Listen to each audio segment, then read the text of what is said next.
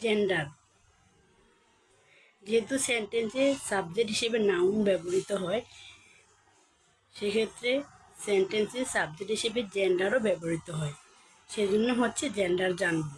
Gender gender কি?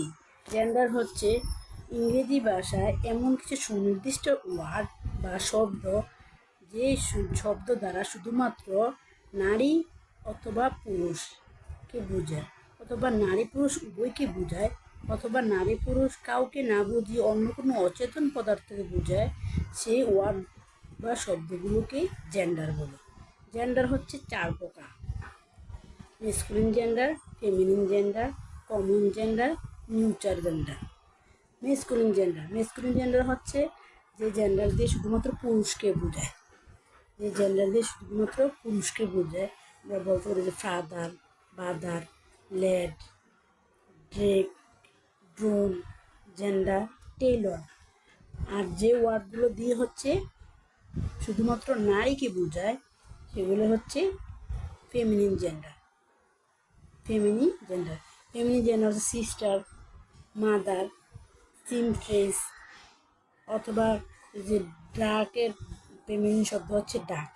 এখন হচ্ছে ইংরেজি সেন্টেন্সে যখন হচ্ছে জেন্ডার ব্যবহৃত হয়, তখন সাবজেক্ট হিসেবে যে masculine gender, feminine gender subject হিসেবে এই ওয়ার্ডগুলো ব্যবহৃত হয়। আমরা কেন বারবার সাবজেক্টের দিকে ফোকাস করছি? কারণ হচ্ছে এটা সেন্টেন্স স্ট্রাকচারে, সেন্টেন্স তৈরি করতে গেলে সাবজেক্ট লাগে, ভার্ব লাগে, অবজেক্ট লাগে। বারবার সাবজেক্টের দিকে ফোকাস করার কারণ কি? হচ্ছে এই যে একটা সেন্টেন্সে ভার্ব হচ্ছে মেন, ভার্ব ছাড়া সেন্টেন্স গঠন করা সম্ভব নয়। সেই জন্য হচ্ছে সেই ভার্বটা ব্যবহৃত হয় সাবজেক্টের উপরে ভিত্তি করে। সাবজেক্টের উপর ভিত্তি করে ভার্বটা গঠন করা হবে। অর্থাৎ সাবজেক্ট যদি সিঙ্গুলার হয়, ভার্বটা সিঙ্গুলার হবে। সাবজেক্ট যদি প্লুরাল হয়, ভার্ব প্লুরাল হবে। ভার্ব নিয়ে পরে বিস্তারিত আলোচনা করা হবে। সেজন্য আমাদেরকে কী করতে হবে? প্রথমে সাবজেক্টগুলো ক্লিয়ার হতে হবে। তারপরে আসি কমন জেন্ডার হচ্ছে এমন কিছু ওয়ার্ড যেগুলো দিয়ে নারী পুরুষ উভয়কেই বোঝায়। সেক্ষেত্রে আমরা বলতে পারি কাজিন,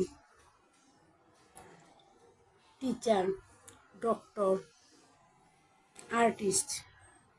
আর নিউট্রাল জেন্ডার হচ্ছে এমন কিছু ওয়ার্ড যেটা দ্বারা হচ্ছে নারী পুরুষ কাউকে বোঝায় না, শুধু অচেতন পদার্থকে বোঝায়। যেমন word iron, danger, pen, pencil, book, bat.